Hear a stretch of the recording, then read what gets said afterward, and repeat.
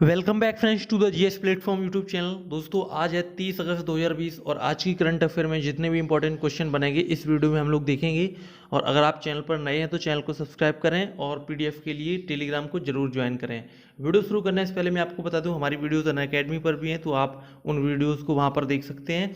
साथ ही साथ अनअकैडमी पर आप किसी भी एसएससी के प्लस कोर्स को ज्वाइन करने के लिए जीएस मैक्स कोड को यूज कर सकते हैं, जिस पर मिलेगा आपको 10% का डिस्काउंट। तो चलिए शुरू करते हैं आज की वीडियो। तो यहाँ पर फर्स्ट क्वेश्चन है, हाल ही में किस देश के प्रधानमंत्री ने इस्तीफा दे दिया है? तो इसका आंसर हो जाएगा जापान, ऑप्शन सी सही होगा। तो जापान के प्रधानमंत्री शिंजो आबे ने स्वास्थ्य की स्थिति खराब होने के कारण 28 अगस्त 2020 से पद से हटने की घोषणा की है। 65 वर्षीय शिंजो आबे ने दुनिया की तीसरी सबसे बड़ी अर्थव्यवस्था के नेता के रूप में कुल 7 साल तक और 8 महीने तक उन्होंने काम किया है। 7 साल और 8 महीने, जो कि जापानी इतिहास में सबसे लंबे समय तक रहने वाले प्रधानमंत्री बन गए हैं। शिंजो आबे ने 26 दिसंबर वर्ष 2012 से जापान के प्रधानमंत्री के रूप में काम किया था और इससे पहले उन्होंने जुलाई 2006 से सितंबर 2007 के बीच भी वो पीएम के रूप में भी उन्होंने काम किया था। तब वो देश की सबसे कम उम्र यानी कि 52 वर्ष के प्रधानमंत्री बने थे। तो आप ध्यान रखेंगे, जापान के प्रधानमंत्री शिंजो आबे ने अभी हाल ही में इस्तीफा दिया है और वो जो इस्तीफा दिया है वो स्वास्थ्य संबंधी कारणों के चलते दिया है। राइट। नेक्स्ट क्वेश्चन है, क्वेश्चन नंबर सेकेंड, किस राज्य सरकार ने पहली समुद्री एम्बुलेंस प्रतीक्षा शुरू की है? तो इसका आंसर हो जाएगा, इसका देखिए जो पहली समुद्री एम्बुलेंस शुरू की गई है वो केरल ने शुरू की है, तो ऑप्शन ए सही होगा। ये इंपॉर्टेंट क्वेश्चन आप नोट कर लीजिए, क्योंकि देखिए इस तरह की ये पहली समुद्री एम्बुलेंस है जो केरल ने शुरू की है। ठीक है, तो केरल के मुख्यमंत्री पिनाराई विजयन ने केरल के तिरुवनंतपुरम के विजिनाम गांव में प्रतीक्षा नाम की एक पहली समुद्री एम्बुलेंस की शुरुआत की है। और अन्य समुद्री एम्बुलेंस जिन्हें तैनात किया जाना है वे भी करुणिया और प्रत्याशा हैं, और तैनात की जाने वाली एम्बुलेंस जो भी होंगी वो रोगियों के लिए काम करेंगी। ठीक है, और ये प्रतीक्षा केरल सरकार की मत्स्य विभाग के लिए कोचीन शिपयार्ड लिमिटेड द्वारा निर्मित 3 पूर्ण सुसज्जित और समुद्री एम्बुलेंस नाव की श्रृंखला में ये पहली हैं। इन्हें 6.08 करोड़ रुपए की लागत के साथ समुद्र में दुर्घटनाओं के दौरान मछुआरों के जीवन को बचाने के लिए बनाया गया है। और नाव को भारतीय मत्स्य प्रौद्योगिकी संस्थान ने शिपिंग के भारतीय रजिस्ट्री के वे निर्देशों के अनुसार डिजाइन किया है। केरल की बात करें तो यहाँ की राजधानी है तिरुवनंतपुरम और केरल के मुख्यमंत्री है पिनाराई विजयन और केरल के राज्यपाल हैं Arif Mohammad Khan. Right. Next question देखते हैं, question number third, T20 cricket में 500 विकेट लेने वाले पहले गेंदबाज कौन बने हैं?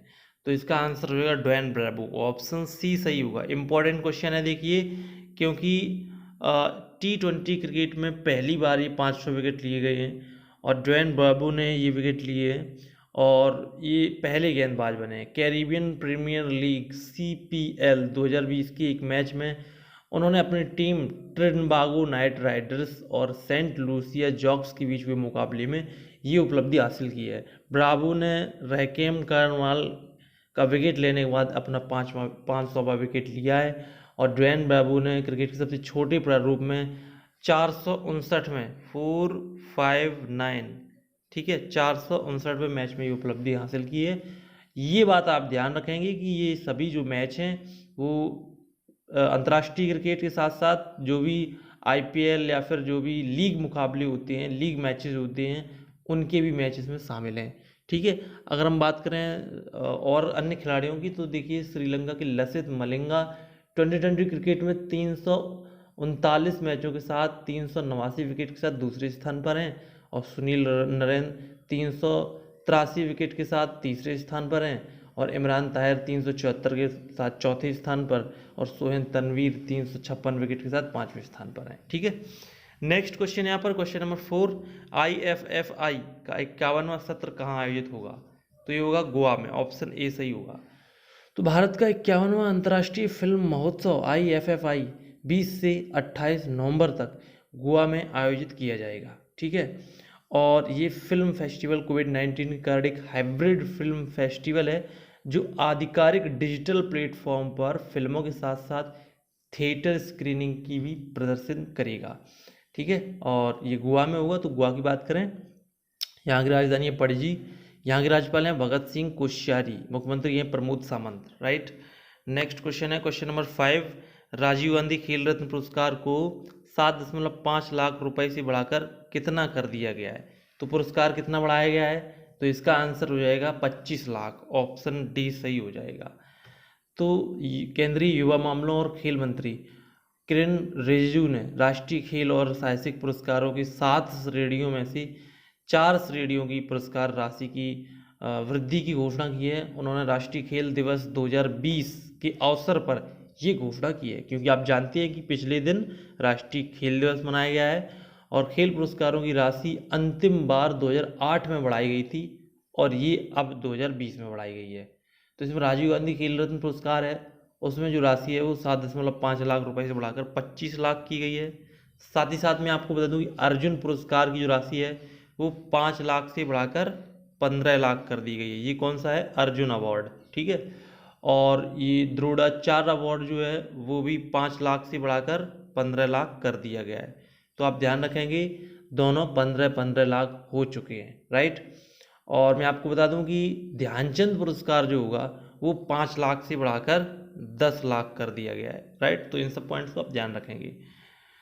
चलिए नेक्स्ट देखते हैं यहाँ पर क्वेश्चन नंबर 6, हाल ही में राष्ट्रीय खेल दिवस कब मनाया गया? मैंने अभी अभी आपको बताया कि राष्ट्रीय खेल दिवस कल मनाया गया था 29 अगस्त को, ऑप्शन डी सही होगा।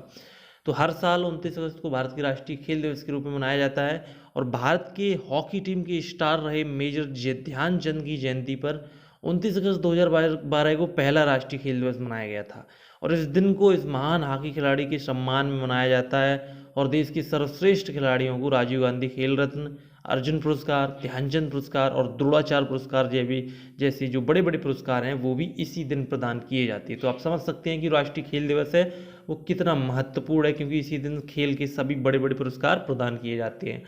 राष्ट्रीय खेल दिवस की बात करें तो राष्ट्रीय खेल दिवस को भारत के किसी भी भाग में, मतलब भारत में जितने भी खेल खेले जाते हैं उनमें नेशनल स्पोर्ट्स डे के रूप में ये जाना जाता है। और 1979 में भारतीय डाक विभाग ने मेजर ध्यानचंद की मृत्यु के बाद श्रद्धांजलि दी और दिल्ली के राष्ट्रीय स्टेडियम का नाम भी बदलकर मेजर ध्यानचंद स्टेडियम दिल्ली कर दिया था, ठीक है।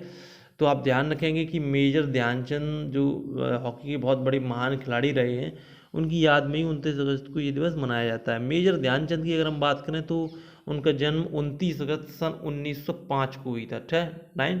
तो आप ध्यान रखेंगे ये 1905 का जो पॉइंट है वो ध्यान रखिएगा। और इस समय वो मतलब अपने तत्कालीन समय में वो महान हॉकी खिलाड़ी थे और हॉकी खिलाड़ी के स्टार के रूप में उनको हॉकी का जादूगर भी बोला जाता था, क्योंकि उनकी अवधि के दौरान भारत की जो टीम थी उसने 1928, 1932, 1936 के दौरान ओलंपिक में स्वर्ण पदक हासिल किया था। और उन्होंने 1926 से लेकर 1949 तक 23 वर्षों तक कुल अंतर्राष्ट्रीय स्तर पर हॉकी खेली थी और उन्होंने अपने करियर में कुल 185 मैच खेले और 570 गोल किए थे।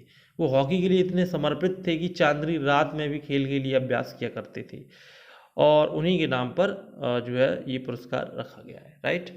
नेक्स्ट क्वेश्चन है क्वेश्चन नंबर 7, किस सरकार ने स्वस्थ शरीर स्वस्थ दिमाग अभियान शुरू किया है?